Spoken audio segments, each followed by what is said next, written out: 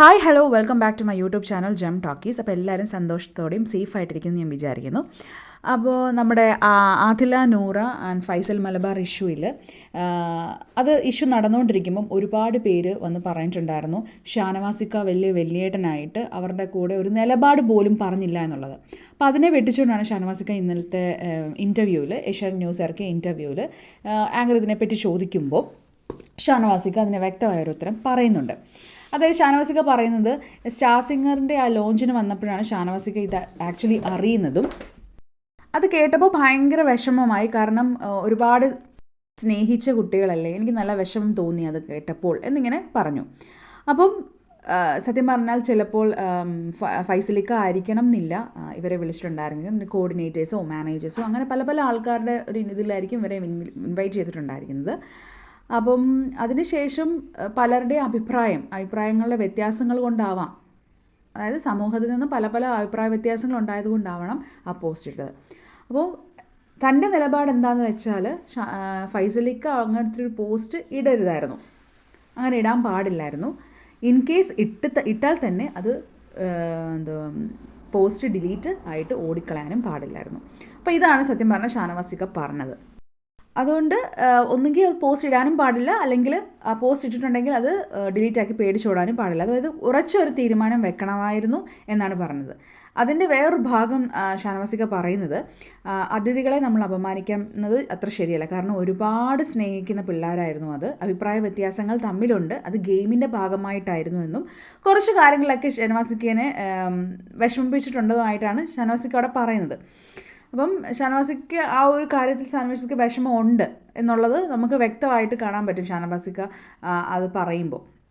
അപ്പോൾ മെയിനായിട്ട് പറഞ്ഞത് ഷാനവാസിക്ക് അത് കേട്ടപ്പോൾ സങ്കടമായെന്നും ആ പോസ്റ്റ് അങ്ങനെ ഇടാൻ പാടില്ലായിരുന്നു ഒക്കെ. ഇപ്പം മെയിൻലി എന്താണ് അവിടെ സംഭവിച്ചതെന്ന് വെച്ചാൽ, ഇപ്പം അറിയാത്ത ആൾക്കാർക്കാണെങ്കിൽ ഹൗസ് വാമിങ് നടന്നിരുന്നു ഫൈസലിക്കയുടെ. ആ ഫൈസൽ മലബാറിൻ്റെ ഹൗസ് വാമിങ് നടന്നപ്പോൾ നൂറ ആദില എന്ന രണ്ട് വ്യക്തികളെ ഇൻവൈറ്റ് ചെയ്തിട്ടുണ്ടായിരുന്നു. എന്നാൽ അതിനുശേഷം എല്ലാം ഹാർഡ്ലി വെൽക്കംഡൊക്കെ ആയിരുന്നു. പേരൊക്കെ എടുത്ത് വിളിച്ച് അവർക്ക് മൈക്ക് കൊടുത്ത് അവർ സംസാരിക്കുകയും കാര്യങ്ങളൊക്കെ ചെയ്തു. അതിനുശേഷം പിറ്റേ ദിവസമാണ് ചിലപ്പോൾ പല പല സംഭവം ഷാനവാസിക്ക പറഞ്ഞതുപോലെ സമൂഹത്തിൽ നിന്നുള്ള പല പല അഭിപ്രായ വ്യത്യാസങ്ങൾ കാരണം ഫൈസലിക്കയ്ക്ക് ഒരു പോസ്റ്റ് ഇടേണ്ടി വന്നു. ആ പോസ്റ്റാണ് പിന്നെ അത് വിവാദമായതും.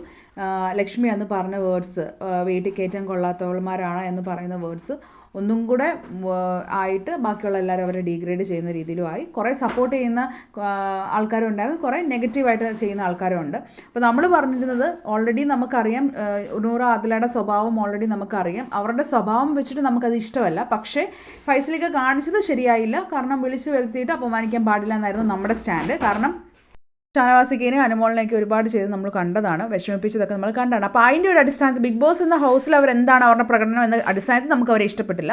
പക്ഷേ ഫൈസലിക്ക പറഞ്ഞത് ശരിയായില്ല എന്ന് നമ്മൾ വന്ന് പറഞ്ഞിട്ടുണ്ടായിരുന്നു. അങ്ങനെ പറയുന്ന ഒരു വിഭാഗം ആൾക്കാരുണ്ട്. എന്നാൽ ഇത് ശരിയാണ്, ഫൈസലിക്ക പറഞ്ഞത് ശരിയാണ് എന്ന് പറയുന്ന ആൾക്കാർ ഞാൻ പല പോളുകളും കണ്ടിട്ടുണ്ടായിരുന്നു. നിങ്ങൾ ആർക്കൊപ്പമാണ് എന്ന് ചോദിച്ചപ്പോഴത്തേക്കും ഒന്ന് ഫൈസലിക്കയുടെ ഒപ്പം അല്ലെങ്കിൽ നൂറ ആദിലയോടൊപ്പം എന്ന് പറയുമ്പോഴത്തേക്കും ഒരു 70-78% ഫൈസലിക്കയുടെ കൂടെയാണ് എന്ന് പറയുന്ന ആൾക്കാരുണ്ട്. അത് ഓരോരുത്തരുടെയും പേഴ്സ്പെക്റ്റീവിലാണ്. നമ്മൾ എന്താണ് പറയുന്നത്, നമ്മുടെ പേഴ്സ്പെക്റ്റീവിലുള്ള കാര്യമാണ്. അപ്പം അത് തന്നെയാണ് ഷാനവാസിക പറഞ്ഞത്. അപ്പോൾ ഷാനവാസിക ഇത് പറഞ്ഞതിന് ശേഷം ഒരുപാട് ആൾക്കാർ ഇതിന് നെഗറ്റീവായിട്ട് വരുന്നുണ്ട്.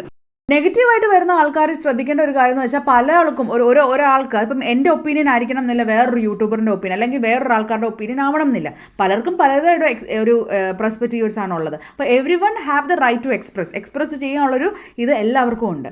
സോ ഇതിനും നെഗറ്റീവ് പിടിച്ചുകൊണ്ട് വരേണ്ട ആവശ്യമില്ല. Anyway stay tune to my channel.